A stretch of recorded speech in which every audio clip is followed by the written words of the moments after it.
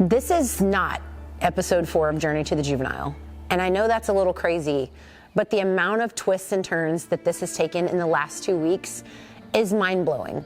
We don't script any part of this. This is just life. And like everyone knows, when you make a little ground, it's 2 steps forward and 1 step back, or 1 step forward and 2 steps back, and you can never actually time anything out to be exactly how you want it. And nothing filmed like this goes to plan, because we don't know what's gonna happen. The whole entire journey, it's a journey.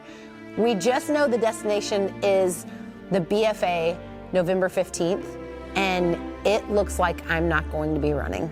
Previously on Journey to the Juvenile. And then there was one.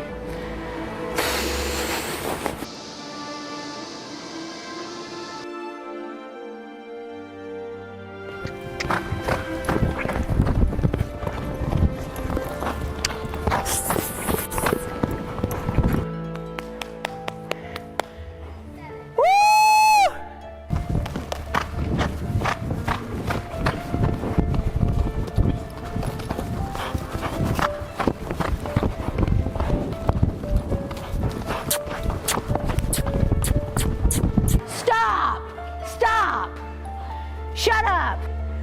Got us the Juvenile pony.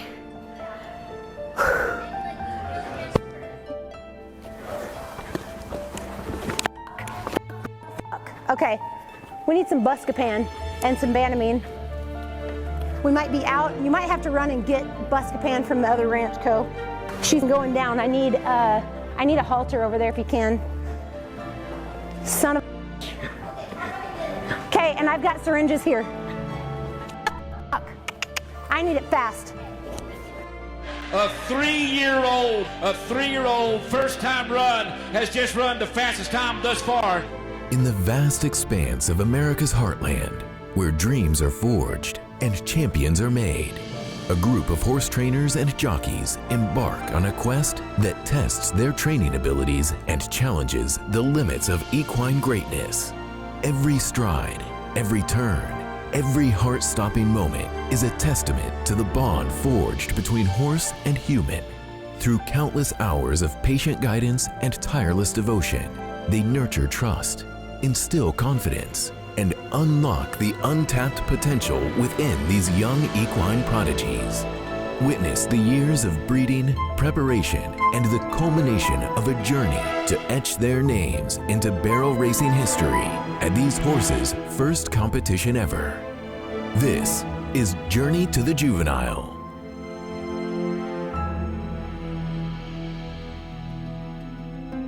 In this series, Fallon embarks on a grueling training schedule. 4 young and spirited 3-year-old horses await her guiding hand. But before the competition, a crucial decision awaits. Fallon must carefully select only 1 horse to step into the arena by October 1st. This chosen colt, untouched by competition, bears the weight of anticipation and dreams. Witness the rise of the fastest horse as it charges towards triumph, carrying the dreams of its trainer and the spirit of a champion.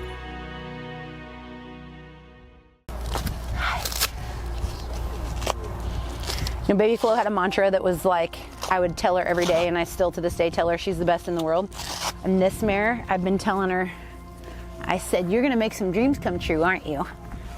And Lolo's is show them what you're made of.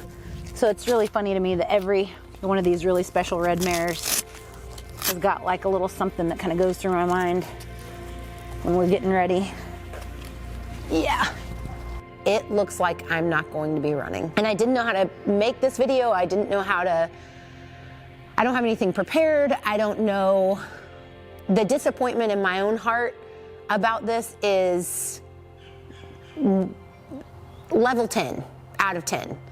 I've worked an entire year. I've spent $30,000. I have, and that's on the low side. I have spent my time away from my family and my friends and drug everybody with me emotionally through this whole thing. This is tough because I don't know where to go from here. Training has been going really well. I named my horse October 1st, Flashy Doe. I like it. I like it, I like it. 14 days. 14 days. And then the clock starts over, which is great, because then we have 14 plus 45. Proceeded to kind of like ramp up the training a little bit. That and not be so afraid to take some days off in between. Training has been really, really good. Every once in a while there's been like a slip here or, you know, not the perfect first barrel, but other than that, training has been going really, really incredibly well. The breeders, the previous owners of this horse, because I didn't raise her, have been making plans to potentially come down and see her run at the BFA. And now I guess I have some calls to make and this YouTube video to make to basically say, I'm out. And I couldn't be more disappointed. I don't have answers to any questions. I only have speculation. But this mare has been nothing but absolutely perfect, and I am so excited for her future. So to be met with a day that didn't go so well is just absolutely devastating. And I can't replace my horse. I have sent emails to everybody in charge. I can't get my entry fees back. $5,000 are gone. I can't sell the spot to someone else that might want it so I can get that money back. I'm just out. I'm just out, and I'm left empty-handed with absolutely no answers to questions. Everything changed in this session right here. Just an easy session. Everything's going great. Everything feels good. I'm done with the session, and then boom, like that, everything has changed for this entire year.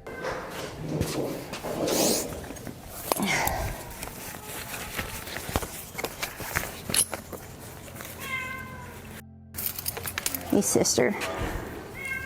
I had some intuition before I got on Flashy Doe because she'd had a few days off because of our schedule with the businesses and all that good stuff. So she felt just a tick off to me and almost a little bit lethargic. So something wasn't quite right. She's eating, she's drinking, she feels good.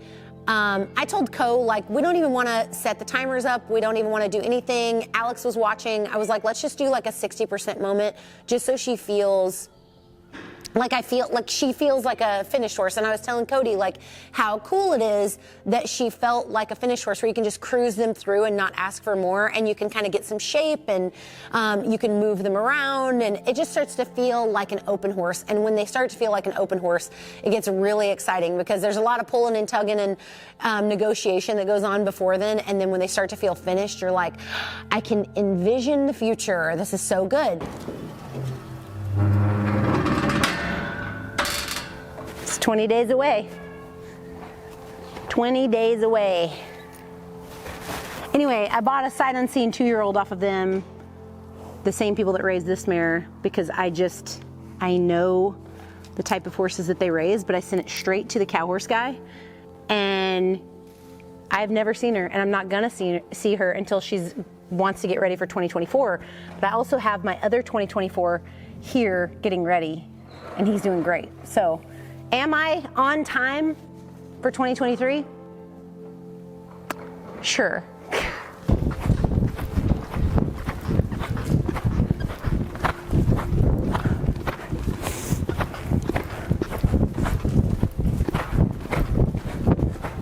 Well, the day after the futurity, thank you! The day after the juvenile, I'm gonna give her off until probably April or March, or whenever that first big one is. Skip the Greg Olson. I guess we'll have half of November and all of December off. She'll have 45 days off, November to January, so maybe that's enough time for her to get plenty of rest after all this cramming. Whew. She's just starting to feel like a finished horse. Like we can get on and move her and shape her. And I went through and I was talking and I'm sitting there, and all of a sudden she starts to feel really weird. And Alex and Brandon Cody are up on the viewing deck and they're like, something's weird. And I'm like, I feel it, like I need to stop right here. I feel something off. And then I jumped off, I jerked the saddle off, and I essentially just did not know what was happening, and my horse started to collapse. I don't know that this is any less competition than like the road to the horse. Like, I get that the horse isn't broke, but like, have you ever been on a track broke 3-year-old and try to make it win 100 grand in a barrel race?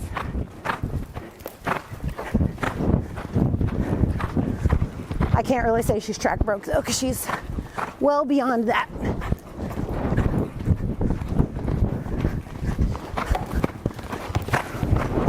Hey.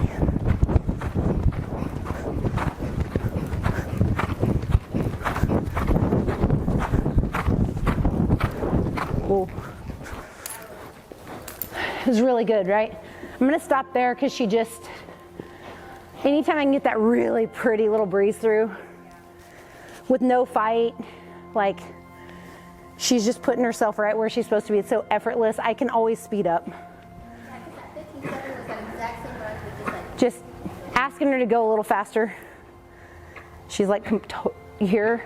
She's shaking all over for reference too. Can you see her? Is the weather changing at all? No. You see her? Really close together. I better not do any more. Yeah, you can see her. Like, Do you see her shaking? yeah.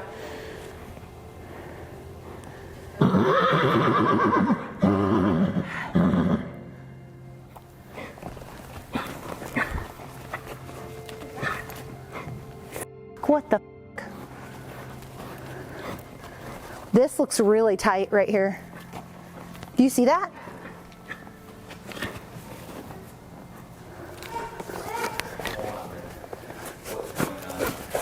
I hope she's not about to have an aneurysm. I think this thing's about to go down. Yep.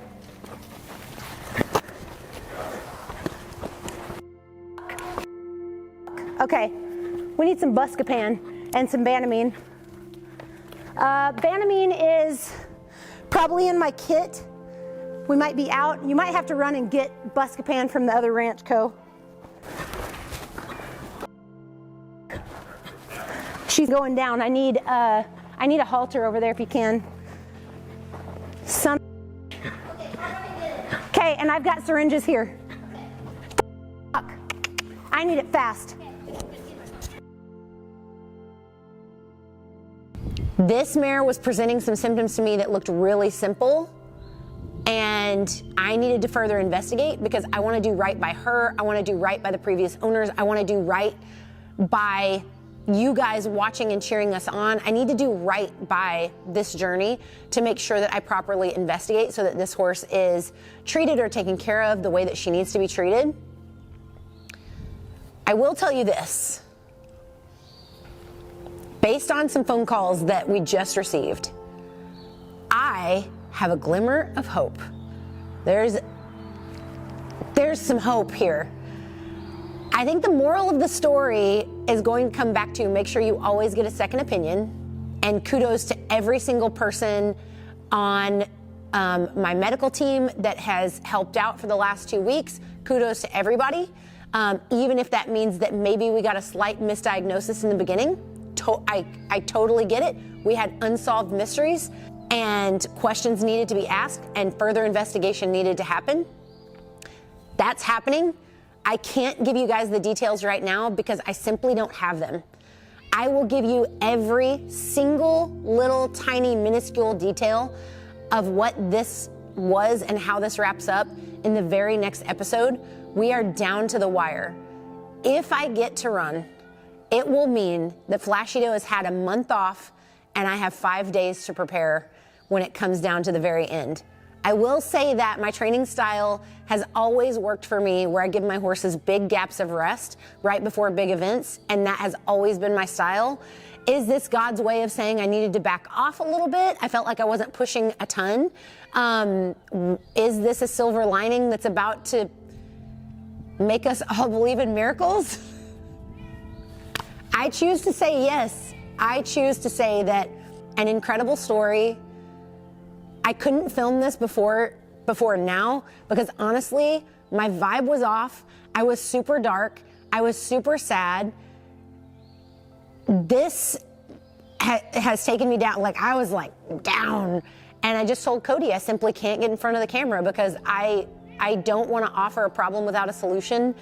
I know I'm doing a little bit of that right now, but I promise you I'm going to give you every single detail. We are jumping through fiery hoops as we speak.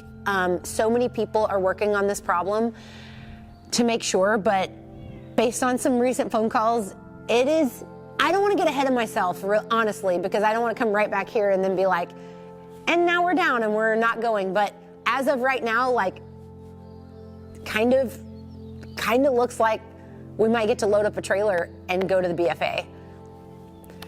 Stay tuned.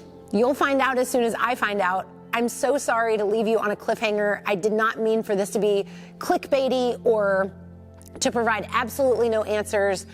This has been my Roman Empire for the past couple of weeks. I know it's going to be yours. What could this possibly be? I'm hoping for something so simple that we simply made a mountain out of a molehill. As of right now, it looks like that might be the case, but we'll all soon find out together. Thank you so much for being patient with us. We have not tried to be elusive or leave anybody hanging, but we simply had no answers. So in a couple of days, we're going to get our answers, and I'm going to share it all with you together. On the next episode of Journey to the Juvenile.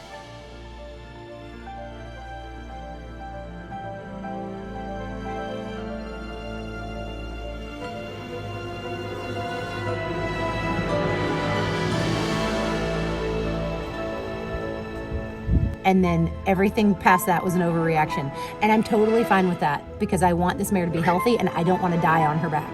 It would be just really bizarre for me to have the one horse that has the thing since the first horse since 1999. Just feeling not probable. I know it's possible.